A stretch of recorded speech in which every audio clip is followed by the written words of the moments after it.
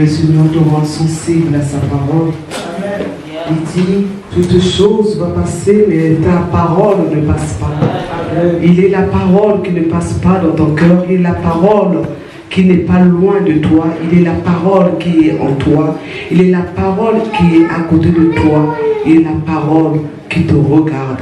Il attend à ce que toi, tu puisses l'écouter et que tu puisses prendre ce que lui, il va te dire. Amen. Éternel, tu es Dieu. Éternel, tu es grand. Tu nous as fait tout à l'heure, oh Dieu. Tu nous as remplis, tu nous as rappelé encore, oh Dieu, que ton amour, Seigneur, oh Dieu, est en nous, oh Seigneur.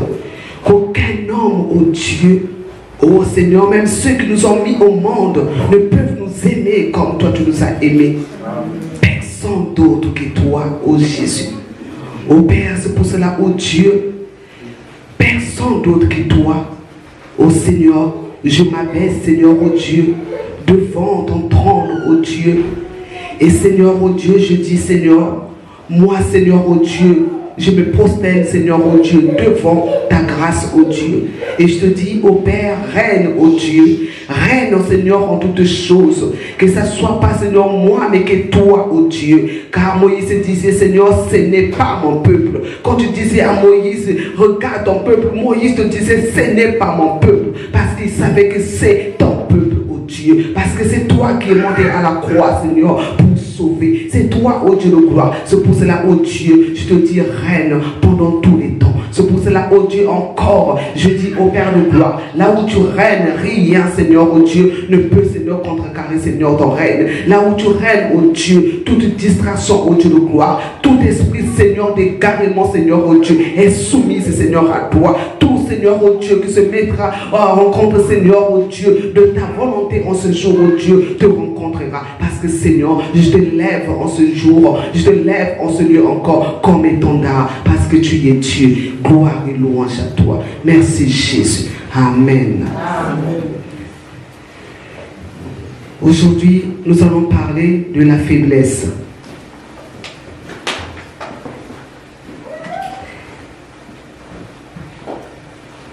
Nous ne parlerons pas de la faiblesse. Tu comprendras de quelle faiblesse il s'agit. Pas de cette faiblesse où tu es dans le péché, où c'est ton caractère quelque chose qui n'est pas bon et que tu le sais que la chose est à changer.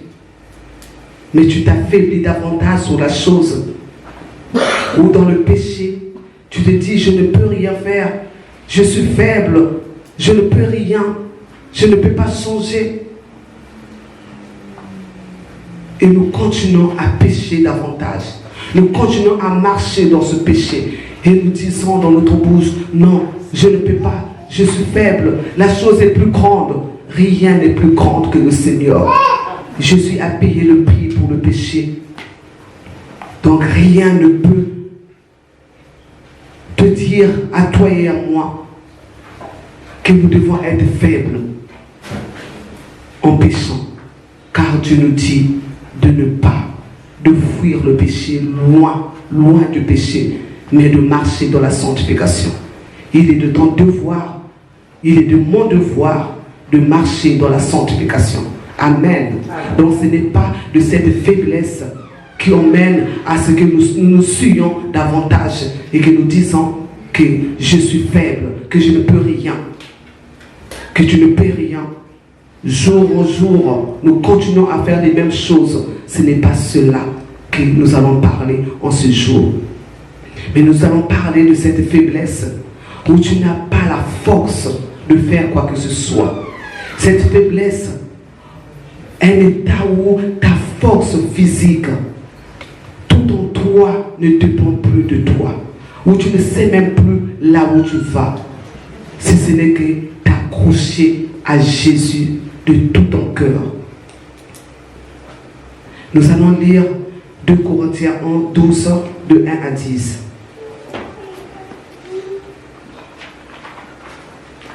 Si quelqu'un a trouvé, il peut lire 2 Corinthiens 12, 1 à 10. 2 Corinthiens 12, 1 à 10, j'ai la parole du Seigneur. Faut-il se vanter? Cela ne m'est pas utile. J'en viendrai cependant à des visions et à des révélations du Seigneur. Je connais un homme en Christ qui, il y a 14 ans, a été enlevé jusqu'au 3e ciel. Était-ce dans son corps ou à l'extérieur de son corps? Je l'ignore, mais Dieu le sait. Et je sais que cet homme était ce dans son corps ou à l'extérieur de son corps, je l'ignore, mais Dieu le sait. A été enlevé au paradis et a entendu des paroles inexplicables qui n'aiment pas permis à un homme de redire. Je me vanterai d'un tel homme, mais de moi-même je ne me vanterai pas, sinon de mes faiblesses. Si je voulais me vanter, je ne serais pas déraisonnable, car je dirais la vérité, mais je m'en abstiens afin que personne n'ait à mon sujet une opinion supérieure à ce qu'il voit en moi ou à ce qu'il entend de moi. Et pour que je ne sois pas rempli d'orgueil à cause de ces révélations extraordinaires, j'ai reçu une écharpe dans le corps, un ange de Satan pour me frapper et m'empêcher de m'enorgueillir. 3 fois, j'ai supplié le Seigneur de l'éloigner de moi, et il m'a dit, ma grâce te suffit, car ma puissance s'accomplit dans la faiblesse. Aussi, je me montrerai bien plus volontiers fier de mes faiblesses, afin que la puissance de Christ repose sur moi. C'est pourquoi je me plais dans les faiblesses, dans les insultes, dans les détresses, dans les persécutions, dans les angoisses pour Christ. Car quand je suis faible, c'est alors que je suis fort. Amen. Car quand je suis faible, c'est alors que je suis fort. Nous connaissons la vie de Paul. Ce passage commence, Paul est dans une situation où il a vu des choses qui n'est pas permis à tout le monde de voir. Il est rentré dans une intimité où Dieu lui a parlé des choses aujourd'hui qui sont peut-être écrites. D'en haut, Paul a vu des choses agréables, des choses qui ne t'emmènent même pas à descendre, qui ne te donnent même pas envie de descendre sur terre. Tu veux demeurer dans sa gloire, parce qu'il te fait voir des choses extraordinaires. Tu te dis, à quoi bon redescendre sur terre? À quoi bon vivre encore sur terre? Mais quand on descend de cela, Paul nous dit, il ne peut se glorifier de ce qu'il voit, de ce qu'il a entendu, de ce que Dieu lui a montré. Il ne peut que se glorifier de sa faiblesse, de ses faiblesses. Là, dans la vie de Paul, la Bible nous dit, on ne parle pas de quelle faiblesse il s'agissait, de quelle infirmité il s'agissait dans la Bible.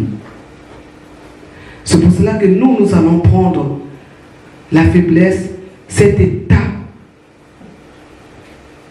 de dépendance envers le Seigneur, où tu n'as plus rien, tu ne peux plus rien faire que c'est compter sur Dieu. Il n'y a personne quand tu es dans cet état, parce que c'est un état de la révélation de choses. Souvent ça arrive devant une grande bénédiction ou une grande révélation. Dieu te fait passer par un traitement. On nous dit que ce n'était pas un péché, mais quelque chose qui rabaissait Paul, pour ne pas que Paul puisse s'orgueillir de ce qu'il était, de ce qu'il faisait, des miracles qu'il pouvait faire, des choses qu'il pouvait voir, des révélations que Dieu pouvait nous montrer. Ne pouvait pas dire, moi, non. Et Dieu l'a fait descendre.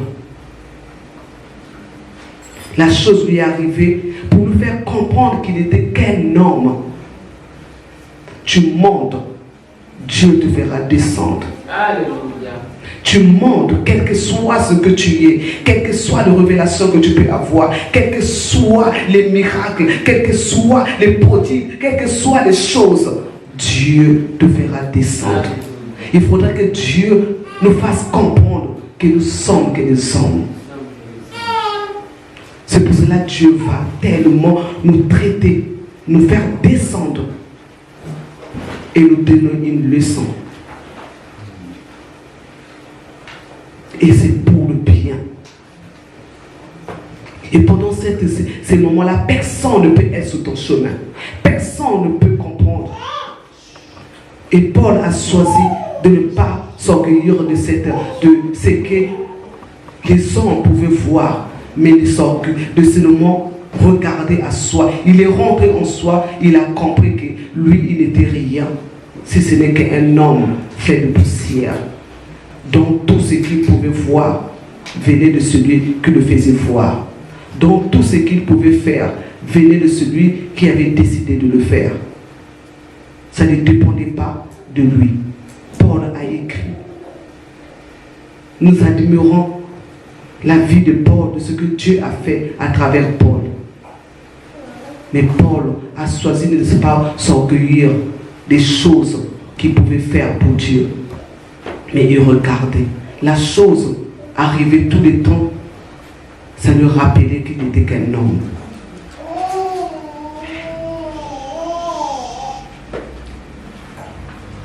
Nous nous souvenons de cet homme qui était sur un arbre. En haut qu'il était,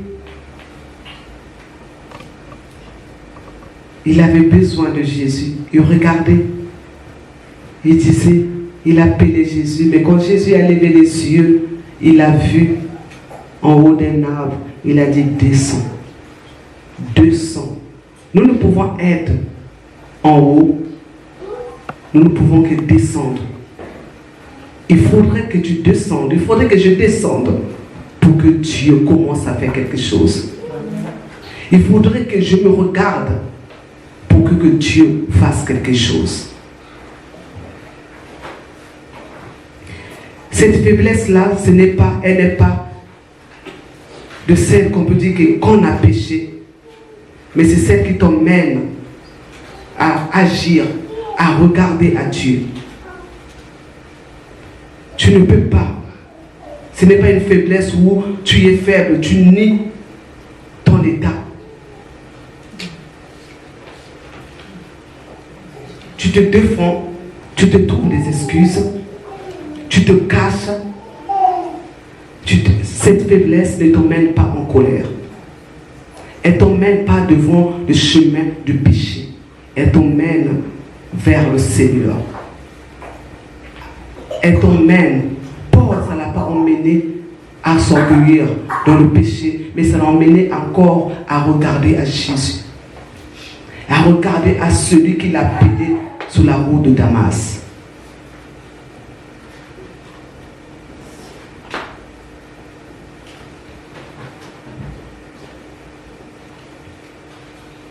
Dieu ne se sert pas de la faiblesse, de ta négligence, de notre négligence, de nos péchés pour manifester sa puissance. Mais Dieu se sert de là où tu dis, je ne peux rien. Je suis incapable. Dans ton incapacité, c'est là où Dieu manifeste sa puissance. Dans tes faiblesses, c'est là où Dieu manifeste ta puissance. Car tu te prends à lui. Tu ne regardes qu'à lui. La faiblesse, c'est un manque de force, un état de grande fatigue, d'épuisement, où tu ne comprends rien. Tu te dis, mais qu'est-ce qui m'arrive? Tu ne peux rien faire, tu ne comprends pas. Les mots même te manquent pour parler. La seule chose, c'est que tu fixes Jésus. Tu fixes le Seigneur. Tu te dis, Seigneur, Seigneur. Les mots même te manquent pour dire qu'est-ce qui ne va pas. Tu ne comprends rien. C'est parce que Jésus veut te faire comprendre quelque chose. Jésus veut t'enseigner, il veut t'emmener loin. Il veut te sortir de là où la porte de l'orgueil, là où tu pouvais rentrer. Il veut t'emmener vers sa puissance parce qu'il a préparé quelque chose de merveilleux. Il a préparé quelque chose de merveilleux. C'est pour cela Paul, il disait, je me plais dans ces infirmités. Il s'est placé dans cet état. Parce que dans cet état-là, il ne cherchait que Jésus. Il ne s'éloignait pas de Jésus. Il ne cherchait que Jésus. Quand tu es dans un état de faiblesse, d'épuisement, ne regarde pas un homme. Ne regarde pas à qui que ce soit si ce n'est qu'à ton Créateur. C'est un moment où personne ne peut te comprendre, où personne ne peut réaliser ce que tu peux vivre. Entre Dieu et un homme, il n'y a personne. Quand il s'agit de ça, il n'y a que Jésus. Et Dieu t'emmène à côté pour te parler. Dieu t'emmène à côté pour qu'il puisse t'enseigner quelque chose. Ça peut prendre du temps, tu ne comprends pas. Mais le jour où tu le comprends, tu te dis waouh, quel amour. Le Dieu que tu comprends, tu dis quel amour. Cette faiblesse, elle est incapable de faire quoi que ce soit sans Dieu. Dans ce temps-là, on est incapable de faire quoi que ce soit sans Dieu. On s'appuie sur le Seigneur. On accepte que nous soyons traités par lui. On ne lutte plus avec Dieu. On s'abandonne totalement.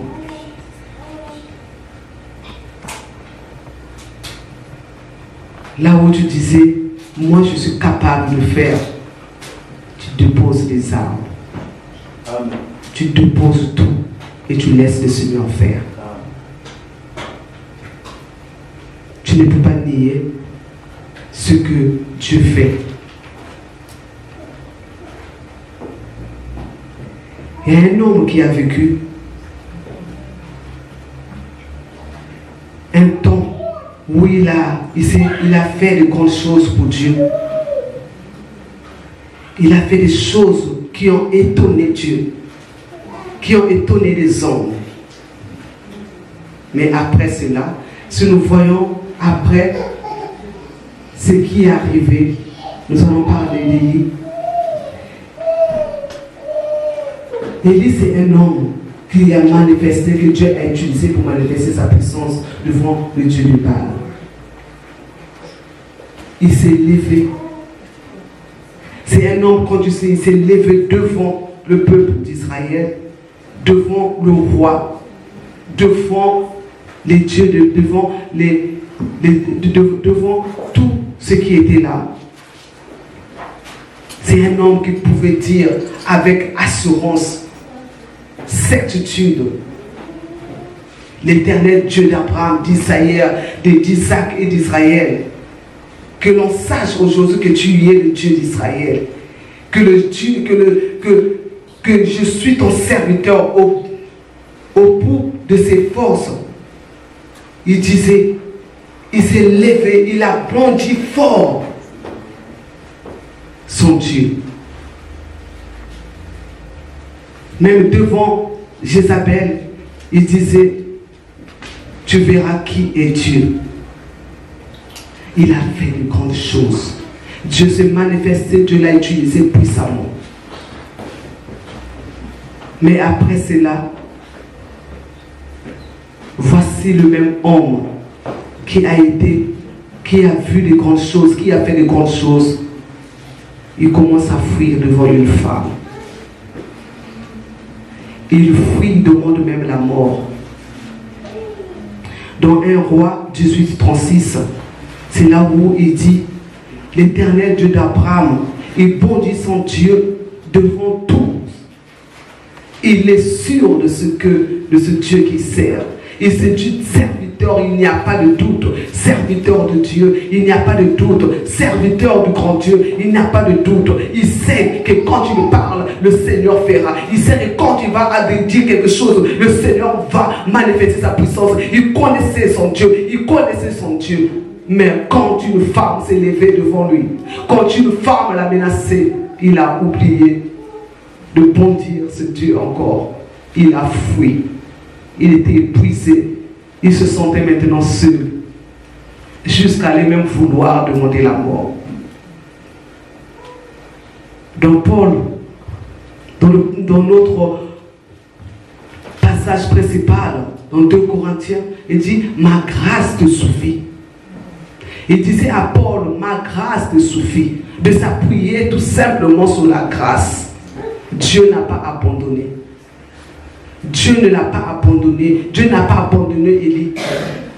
Il l'a fait nourrir. Il a donné de la force. Il lui a redonné la force parce que Dieu avait encore besoin de lui.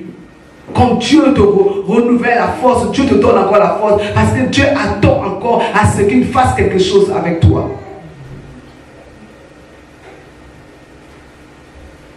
Dieu lui a donné encore de la force. Dieu l'a nourri. Dieu a pris soin de lui. Dieu ne l'a pas abandonné. Là où il était en train de s'affaiblir, d'épuisement, le Seigneur ne l'avait pas abandonné. Dieu n'abandonne pas. On peut avoir l'impression dans cet état que Dieu t'abandonne. Non, Dieu n'abandonne pas. Dieu est là.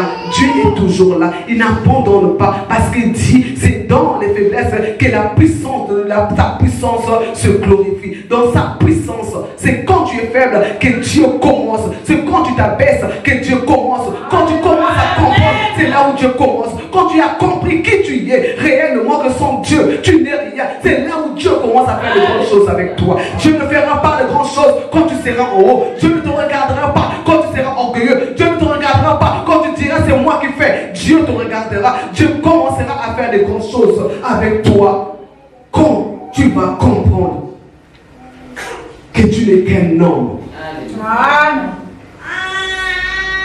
Dieu n'a pas abandonné lui. Il l'a nourri.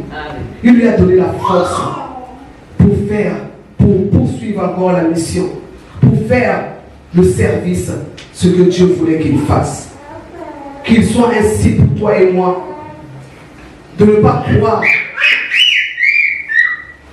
que Dieu peut t'abandonner.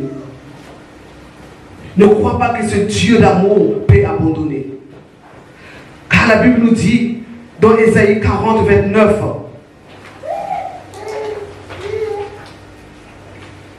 car lui seul donne la force à celui qui est fatigué, et il augmente la vigueur à celui qui tente la défaillance. Il augmente la force.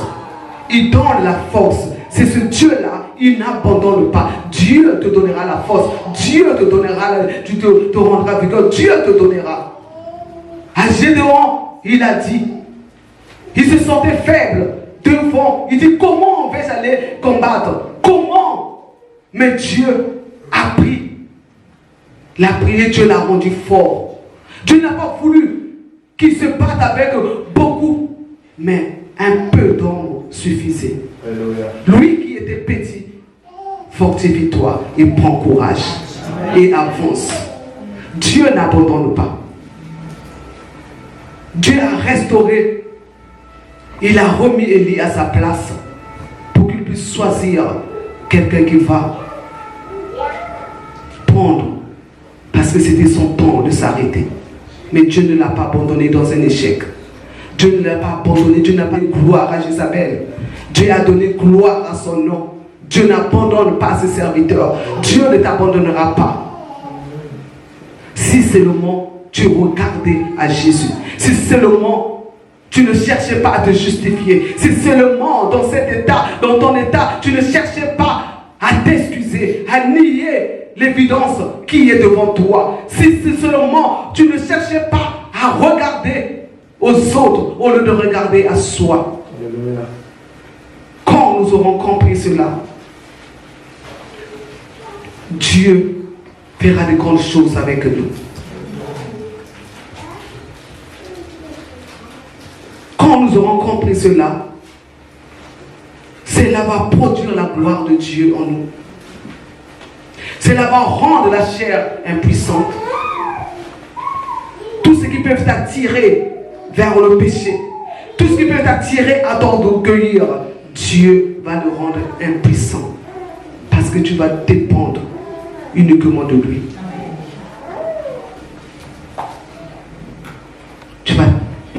dépendre uniquement de lui. La grâce du Seigneur est la puissance qui s'accomplit dans notre faiblesse.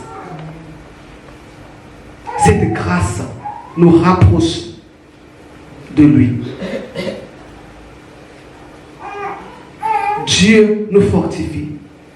Dieu nous restaure. Dieu nous donne la vigueur pour que nous allons encore plus loin avec lui. Là où tu ne faisais rien, tu en feras encore plus.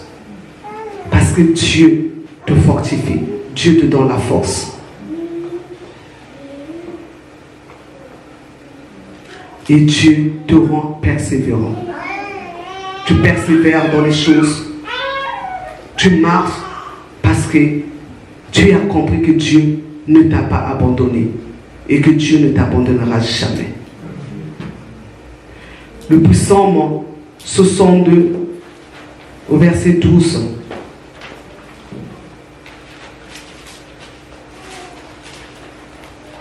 La chose que nous devons retenir dans ce passage, tout simplement que la force est en Dieu. La force ne se trouve pas sur un homme. La force ne se trouvera pas sur ton frère ou sur ta soeur. La force ne se trouvera pas sur moi qui te parle. Mais la force se trouve en Dieu. Toute force se trouve en Dieu. C'est Dieu qui donne la force. C'est Dieu seul qui donne la force. Beaucoup d'hommes ont compté sur le Seigneur. Ils ont marché dans la victoire. La Bible nous apprend beaucoup. Se sont appuyés sur le rocher des âges. Ils ont marché dans la victoire.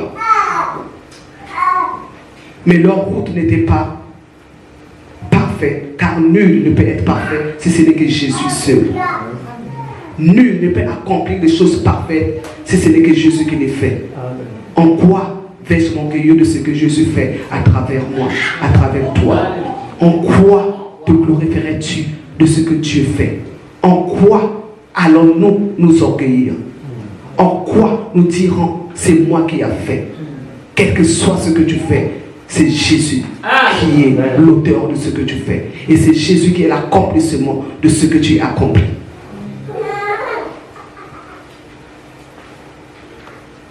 Dieu nous rend dépendants sous sa grâce. Dans sa puissance, nous avons la victoire. Car la puissance de Dieu nous rend vainqueurs. Nous avons la victoire. Donc le Seigneur te demande tout simplement, relève-toi et avance. Amen. Tout à l'heure, Dieu a mis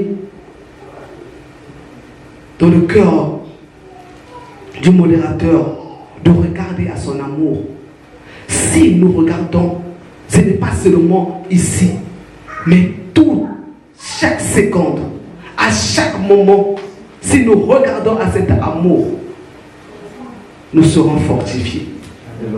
Si seulement nous regardons à cet amour, nous avancerons.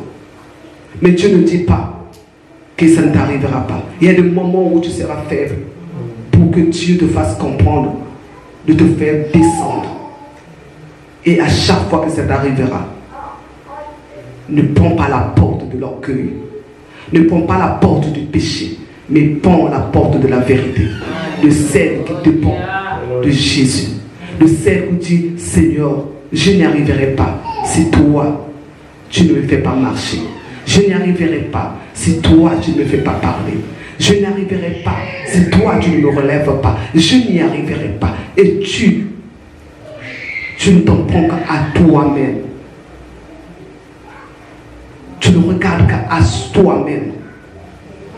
Parce que c'est là, c'est un moment entre toi et ton Dieu.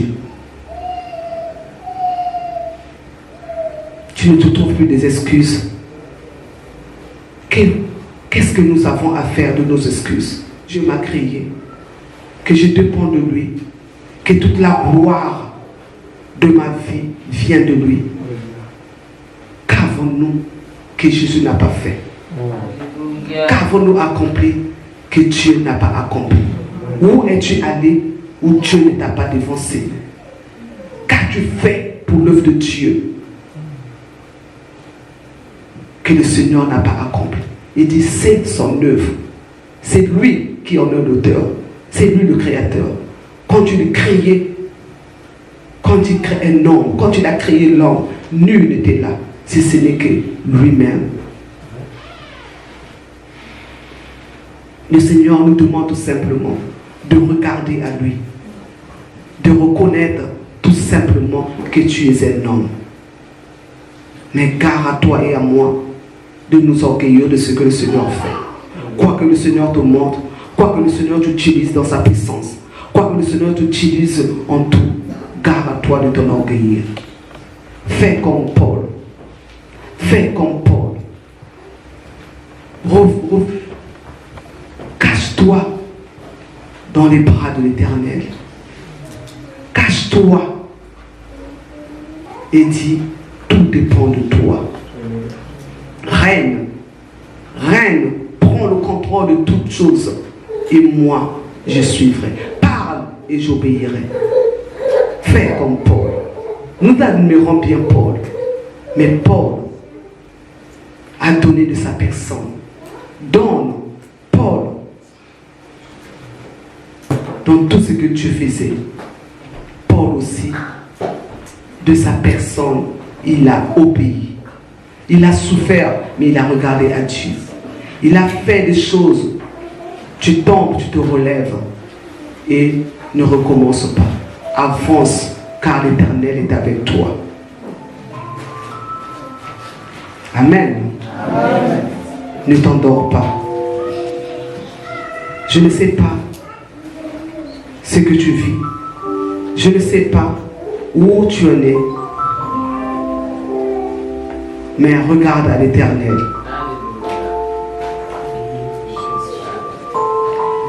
La Bible nous dit que le Seigneur a besoin de nous, pas quand nous sommes à la hauteur, pas quand nous sommes en haut, mais quand tu es faible. Il a toujours travaillé avec les gens qui se sont rabaissés. Il a toujours fait de grandes choses avec ceux qui ne se trouvaient pas meilleurs. Il a toujours fait de grandes choses à ceux qui s'humiliaient. Et Dieu s'est glorifié dans leur vie.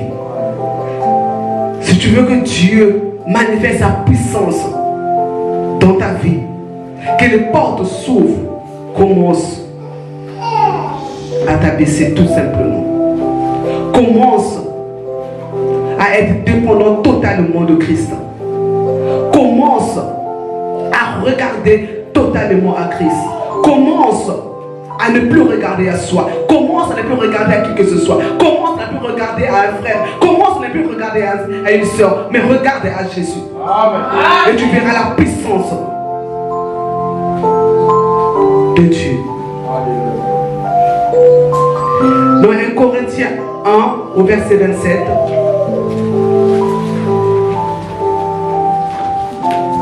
La Bible nous dit, Dieu a choisi les choses folles du monde pour confondre les sages. Il rajoute encore, il a choisi les choses faibles pour confondre les forts. Si tu es fort de toi-même, Dieu va te confondre.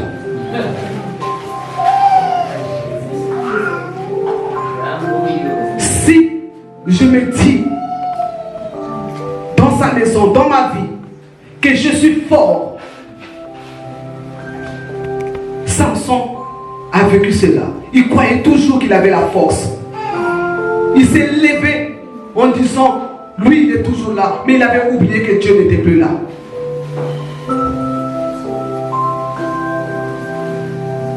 Si tu te trouves fort sans Jésus, Dieu finira un jour par te confondre. Pas pour te perdre, mais pour te ramener à lui. Alléluia. Pas pour te perdre, parce que Dieu est amour. Dieu est amour. C'est pour te ramener tout simplement à lui. Dieu n'appelle pas les gens capables, il rend capables ceux qui l'appellent. Amen. Mais toi et moi, nous avons à obéir. C'est dans nos faiblesses, nos incapacités que Dieu nous rappelle que nous sommes que des hommes. Un homme peut-il être plus que son créateur? Un serviteur peut être plus que son maître. Le maître parle, le serviteur obéit.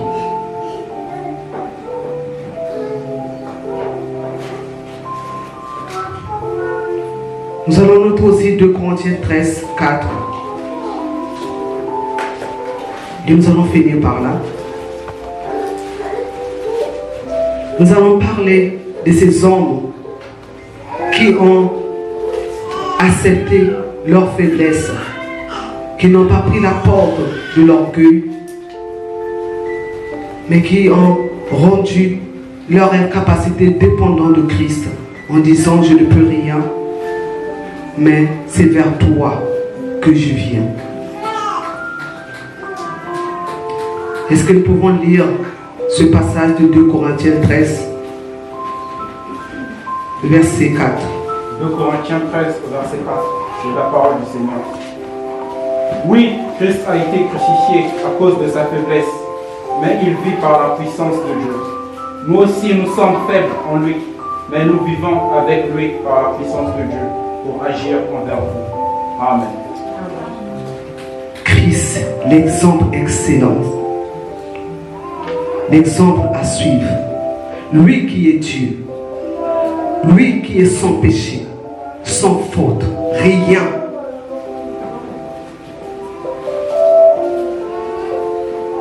Mais il a pris, il a été faible pour monter à la croix. Il n'a pas montré que lui c'est le fort, mais il s'est laissé aller. On a craché sur lui, on l'a flagellé. Lui, le Seigneur, au commencement était la parole, au commencement il était là. Lui qui a crié, lui qui dit que je vis en toi. La Bible nous dit, il a été crucifié à cause de sa faiblesse. Mais il a manifesté sa puissance après. Il a été ressuscité. Il est vivant.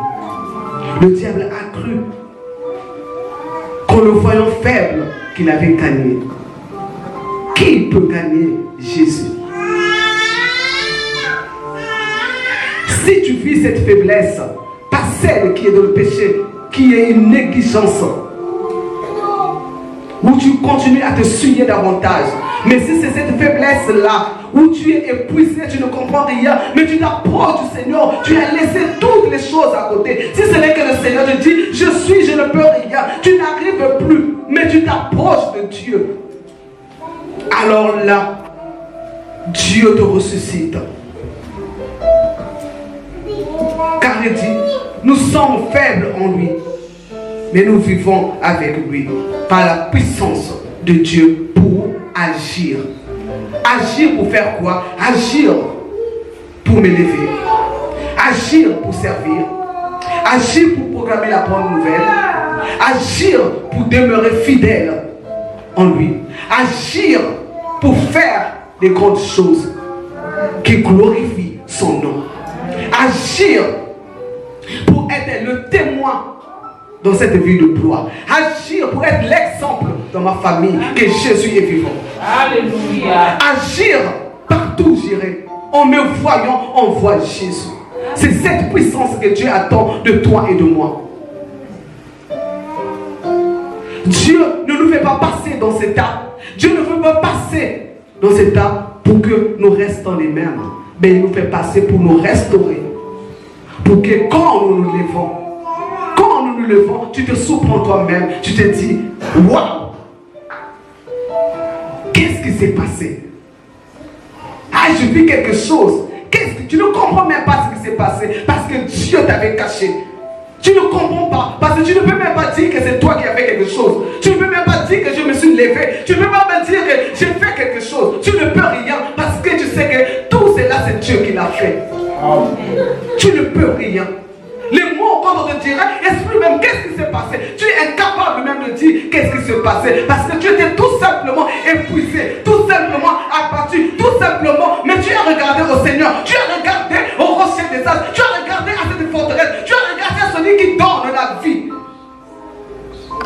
Et le seul témoignage qui sort de là, oui, tu es un amour. Tu y es mon Dieu et je suis ton serviteur. Tu y es mon Dieu et je suis ton serviteur. Qui d'autres peuvent le dire encore aujourd'hui? Je t'invite à dire à ton Dieu que tu y es son serviteur. Je t'invite à rentrer, à t'abandonner totalement et à dire: Jésus, que ta volonté soit faite.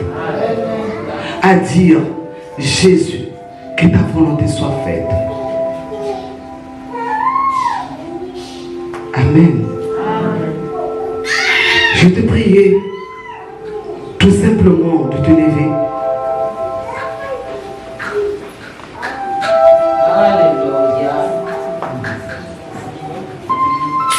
Tu vas prier par rapport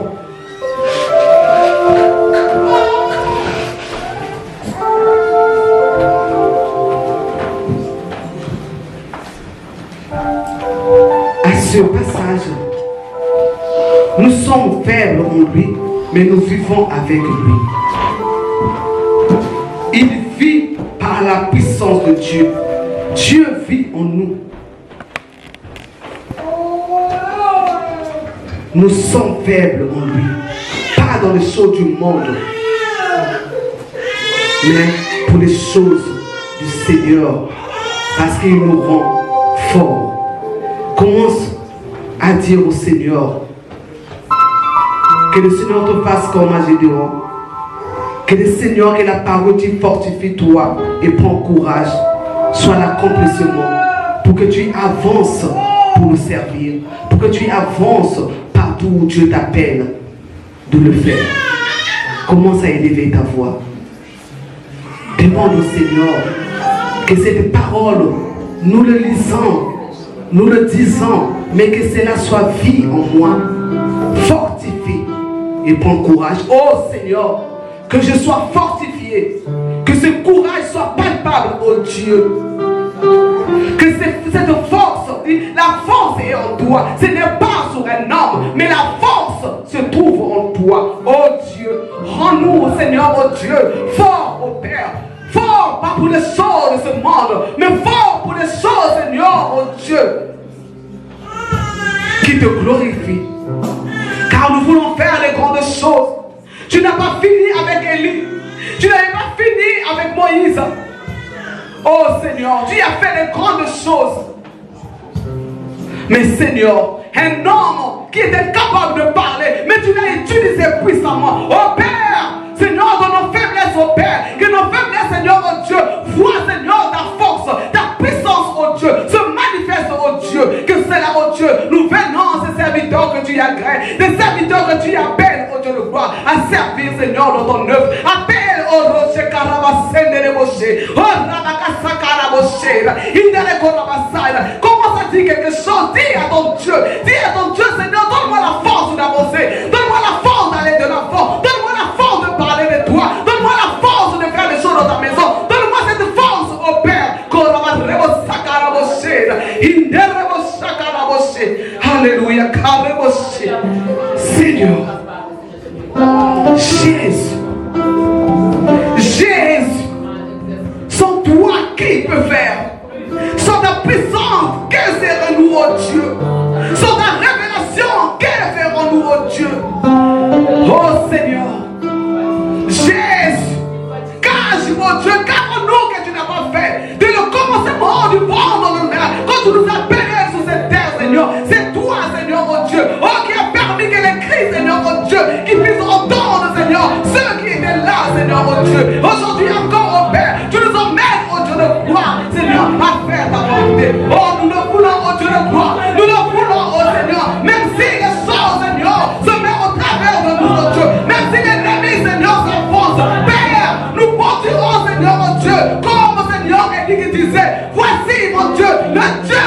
mon Dieu, je suis le serviteur, je me lèverai et je parlerai, je me lèverai et je servirai, je me lèverai et je proclamerai encore la bonne parole, je me lèverai et je dirai, mon Dieu est vivant. Qui m'arrêterait de me taire? Qui m'arrêterait?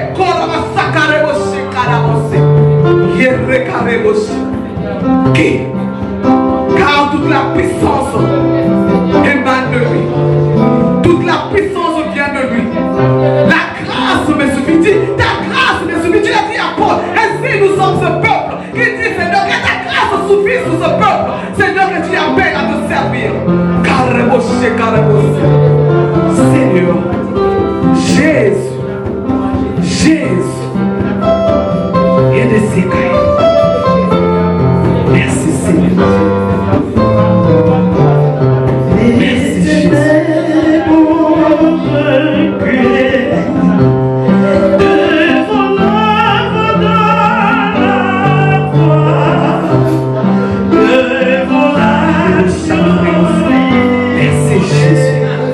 Continue à prier. Continue à prier.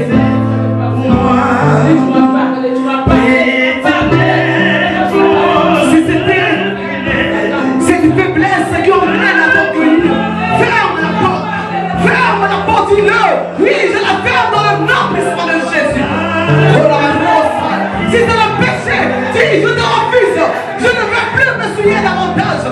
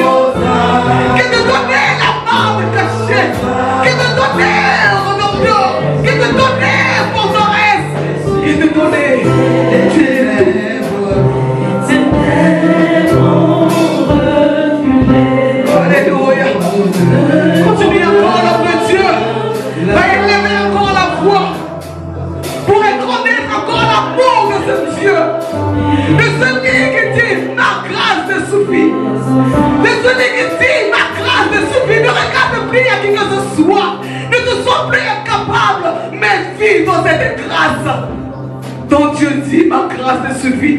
Il a dit à Paul, et cela continue pour nous. Jésus. Que le faible dit, je suis fort.